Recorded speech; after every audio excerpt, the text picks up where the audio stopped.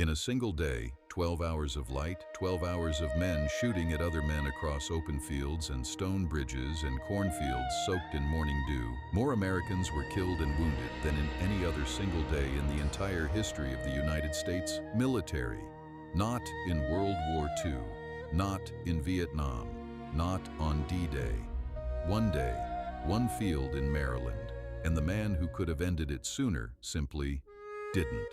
To understand what happened on September 17, 1862, you have to understand the world that made it possible. A world cracking at its foundations, a nation that had been holding its breath for 40 years, pressing its hand against a wound that would not close, promising itself then the next generation would deal with it. They didn't, and now the bill had come due. The United States of 1861 was not one country in any real sense. It was two civilizations sharing a flag. In the north, industrial cities were churning out locomotives and textiles. Immigrants were flooding into ports from Ireland, Germany, Eastern Europe, desperate and hungry and ready to work. The economy was transforming at a speed that had no historical precedent.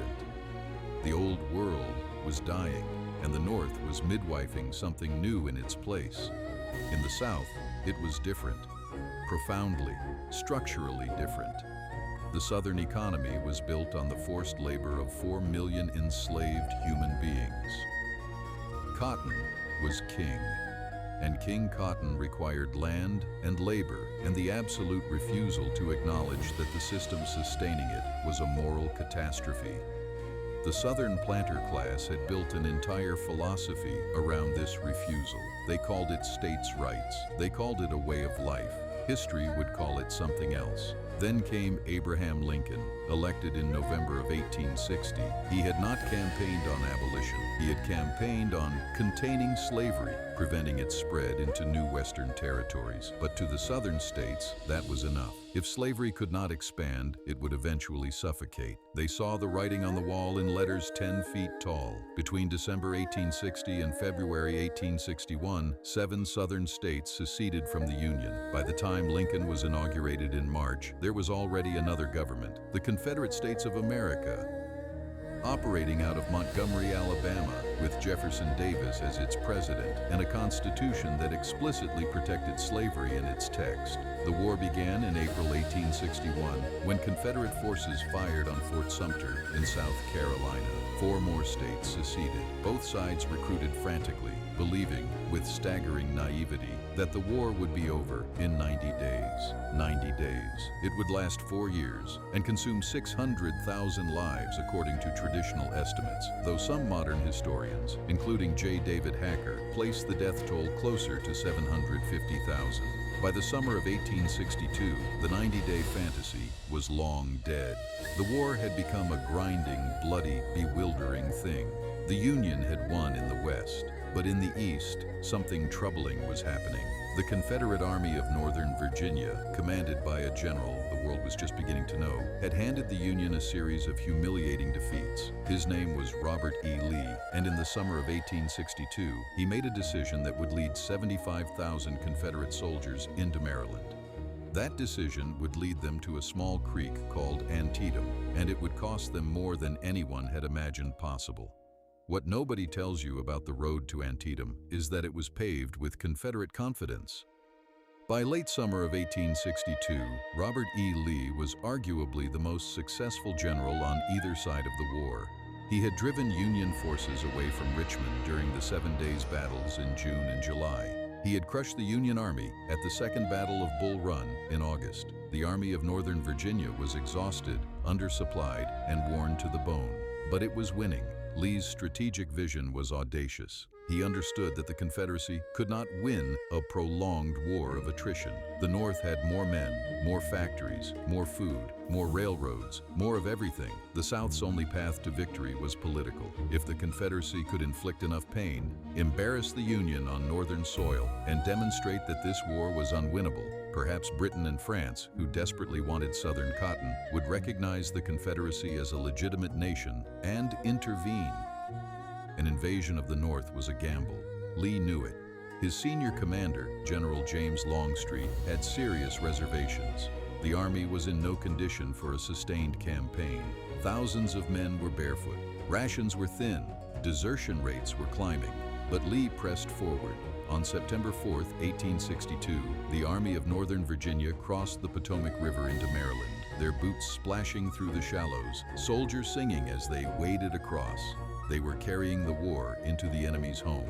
Then came the moment that changed everything, and it came not from a battle, but from a cigar. On September 13, 1862, two Union soldiers, Corporal Barton Mitchell and First Sergeant John Bloss of the 27th Indiana Infantry, were resting in a field near Frederick, Maryland, a field that Confederate forces had recently vacated. One of them spotted something in the grass, a piece of paper wrapped around 3 cigars.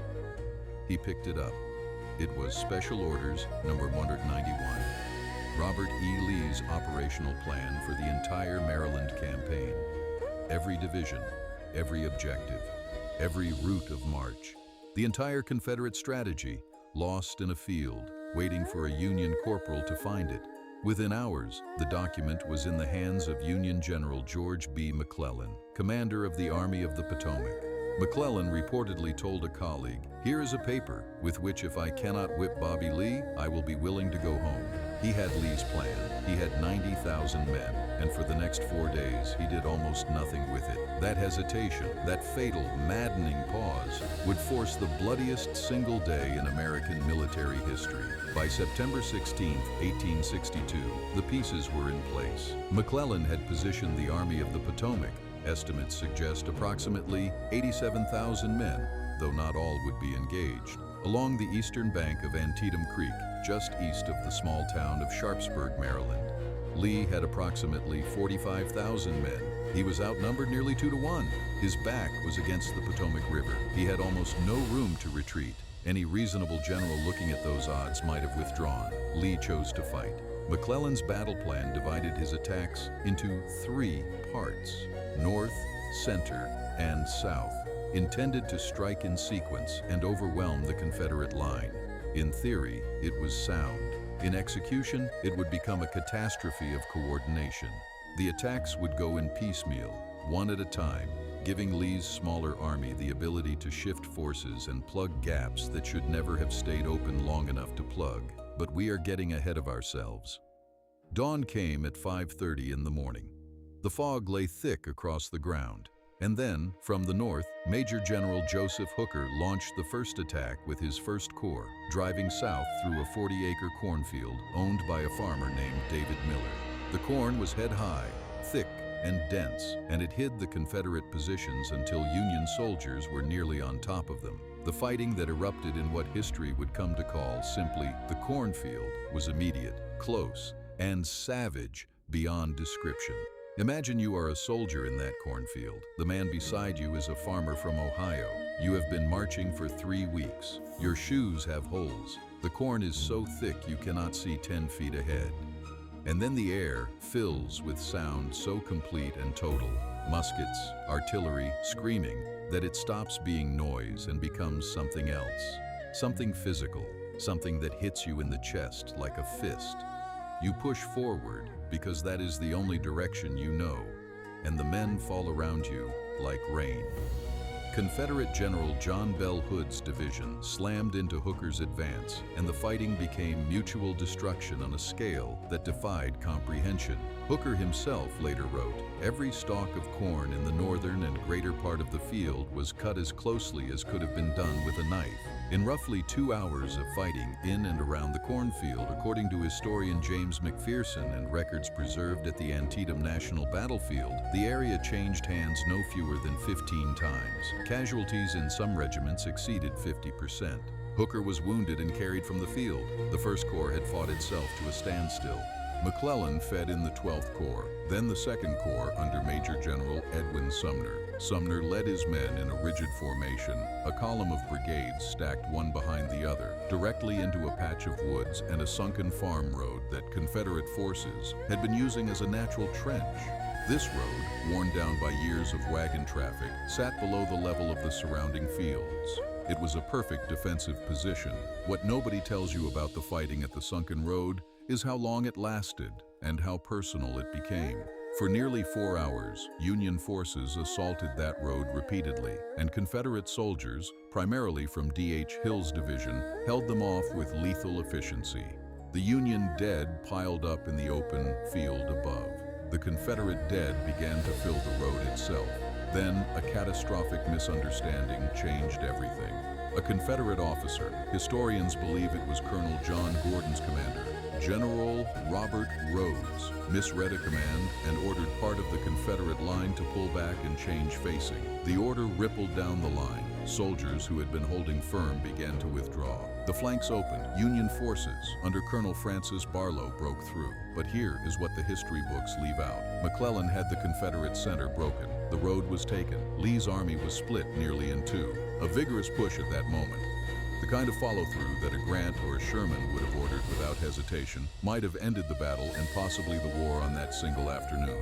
McClellan did not push. He had reserves, the entire 5th Corps, fresh and ready. He did not commit them. When a subordinate pleaded with him to advance, McClellan reportedly replied that he could not risk his last reserves. He believed, despite all evidence, that Lee had reserves of his own that were not yet committed. Lee had no such reserves. The moment passed. The fighting shifted south to a stone bridge spanning Antietam Creek. It would carry the name of the Union general ordered to cross it, Ambrose Burnside. The bridge was 35 feet wide. 3 brigades of Confederate sharpshooters held the bluffs above it. Burnside had orders to cross and strike Lee's right flank. Imagine you are ordered to cross that bridge. You must go 2 or 3 men abreast. You cannot see where the fire is coming from. The men in front of you are falling before they reach the far bank. The creek is shallow enough to wade at multiple points nearby. Burnside spent hours trying to force that narrow crossing. What nobody tells you is that the Confederate force holding the bridge was, according to most accounts, approximately 400 sharpshooters. 400 men held off 12,000 for most of the morning. Burnside finally forced a crossing in the early afternoon, and his corps began pushing Lee's right flank back toward Sharpsburg. For a brief, extraordinary moment, it looked like Burnside might achieve what the morning attacks had not, a decisive collapse of the Confederate line. Then, at approximately 4 in the afternoon, a column of dust appeared on the road from the south. It was Ambrose Powell Hill's Confederate division, force marching from Harper's Ferry 17 miles away, arriving at the last possible moment. Hill's men slammed into Burnside's exposed flank. The Union advance shattered. Burnside's corps fell back to the creek. The fighting sputtered and died with the light. Night fell on a field that no longer looked like a field. Neither side had won. Neither side had broken, but the cost was something that no one on either side had truly reckoned with yet. And when the numbers came in, when the surgeons finished their counting, they would reveal something that should have changed the course of the war. It nearly did. 22,817 casualties in a single day. That is the number preserved in the records of the Antietam National Battlefield, killed, wounded, or missing from both sides combined. Some estimates are higher. Some historians place the total closer to 23,000. However you count it, the number is a weight that the mind resists lifting. But numbers do not bleed. People do. Sergeant William McKinley was 24 years old. He was serving with the 23rd Ohio Volunteer Infantry under Colonel Rutherford B. Hayes. Yes, that Hayes, who would become president, just as McKinley himself would decades later. On the morning of September 17th, McKinley drove a mule-drawn wagon loaded with hot coffee and cooked rations directly into the fighting around the sunken road, delivering food to soldiers under fire. He would later describe the sounds as something he could never fully put into words. He would hear them for the rest of his life. Private Ezra Stickley of the 5th Virginia Infantry wrote to his mother 3 days after the battle. His letter, preserved in the Virginia Military Institute archives, describes reaching for the man beside him and finding that the man was no longer there, not wounded, not fallen, simply, in his words, gone, as if the air had taken him. He did not know the man's name. He had been marching beside him for 6 weeks and had never learned his name. Imagine you are a surgeon in one of the field hospitals set up in the barns and farmhouses around Sharpsburg. You have been operating since 7 in the morning. It is now midnight. The lantern light is yellow and thin. You have no more chloroform. The men waiting outside the barn are not screaming. They are past screaming. They are making a sound you will never be able to describe to anyone who wasn't there. Your instruments are blunt. Your arms ache beyond pain. And outside, in the darkness, there are still thousands more. Clara Barton, the woman who would later found the American Red Cross, was at Antietam. She had arrived the night before with a wagon full of bandages, candles, and food, having tracked down the army herself after bureaucratic obstruction had kept civilian relief workers away from earlier battles. She worked through the night and into the following day. She later wrote that at one point, while she was leaning over a wounded soldier to give him water, a bullet passed through the sleeve of her dress and killed the man she was tending. She did not stop working. The Confederate dead lay where they fell for days. There was no formal burial truce in the immediate aftermath.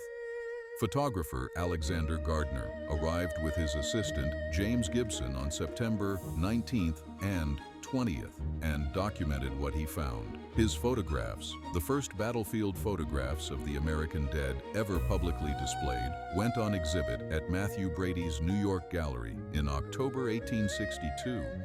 The New York Times wrote that the photographs made the terrible reality of war impossible to ignore. Crowds lined up around the block to see them. They saw men lying in the cornfield in positions that made it clear they'd died instantly. They saw the sunken road so full of Confederate bodies that, in Gardner's photographs, it looked as though the ground itself had split open. One face appeared in multiple photographs. Historians have never conclusively identified him. He is young, perhaps 19. His hat has fallen beside him. His eyes are closed. He lies with one arm extended, as if pointing at something just out of frame. No one has ever determined who he was. Lee withdrew his army on the night of September 18th, crossing back into Virginia. He had held the field. By the brutal mathematics of 19th century warfare, a general who holds the field is not defeated. But Lee's invasion of the North had failed. He had not reached Pennsylvania. He had not forced a political crisis in Washington. He had not secured British or French recognition of the Confederacy. He had lost a third of his army. McClellan did not pursue. He let Lee's battered army cross the Potomac and return to Virginia, largely unmolested. Lincoln was furious. He visited McClellan at the battlefield and reportedly said, with barely controlled anger, that the Army of the Potomac had become McClellan's personal bodyguard rather than a fighting force. In November 1862, Lincoln relieved McClellan of command for the last time. McClellan never held a significant command again. But here's what most histories underemphasize. Antietam was not just a battle. It was the predicate for one of the most consequential presidential acts in American history. Lincoln had been waiting. He had drafted a proclamation months earlier, but had been persuaded by his Secretary of State, William Seward, to wait for a Union military victory before issuing it. Otherwise, it would look like desperation rather than strength. Antietam gave Lincoln that victory. 5 days after the battle, on September 22, 1862, he issued the preliminary Emancipation Proclamation, declaring that as of January 1, 1863, all enslaved people in Confederate states in rebellion against the United States would be declared free. It did not immediately free a single person. It applied only to Confederate-held territory, where the Union had no current enforcement power. But what it did was seismically important. It transformed the war. The war was no longer only about union. It was about freedom. That distinction mattered enormously in Europe. Britain and France, whatever their appetite for Southern cotton, could not publicly support a slaveholding nation against a country that had explicitly committed to emancipation. The possibility of European intervention on behalf of the Confederacy, a possibility that had been very real in the summer of 1862, collapsed. The Confederacy would have to win this war by itself. The legacy of Antietam echoes in ways we rarely trace back to that creek in Maryland. The Emancipation Proclamation led directly to the recruitment of black soldiers into the Union Army, ultimately 180,000 men who would play a decisive role in the Union's victory. It planted the seed of the 13th Amendment, which abolished slavery permanently. It reframed the American founding promise that all men are created equal. As done as insane bleak trays. Not just an aspiration, the battlefield itself sits today in Sharpsburg, Maryland, preserved and quiet. The cornfield grows again each summer, tall and green. The sunken road, still called Bloody Lane, is a walking path where tourists move slowly, reading the interpretive markers, trying to comprehend numbers that the mind still resists. The Burnside Bridge stands exactly as it did on September 17, 1862. The stone is the same stone. Every September, descendants of the men who fought there return. They stand in the cornfield. They walk the lane. They do not always know exactly where their great-great-grandfathers fell because the records are incomplete and the ground keeps no account of individual men. But they come back anyway because some things, once they happen on a piece of ground, belong to that ground forever. The American Civil War was fought to determine what kind of country the United States would be. The Battle of Antietam, that single shattering September day, was the moment when the answer became visible, not certain, not safe, but visible for the first time at the end of a long and terrible darkness. The Mobber Union Army did not destroy the Confederate Army that day on the banks of Antietam Creek, but it stopped them, it held them, and in holding them, it changed everything that came after. 12 hours, 23,000 casualties, one proclamation. The world that came out the other side was not the world that went in. That is what nature military history does. It does not just record the past, it explains the present. And the ground at Antietam, quiet now, green in summer, frost-covered in December, still holds everything that was paid there and everything that was purchased with the payment. Go there sometime. Walk the sunken road, stand in the cornfield, and try to imagine a world in which none of it had ever happened. You can't, because we are living in the world that September 17, 1862 made possible.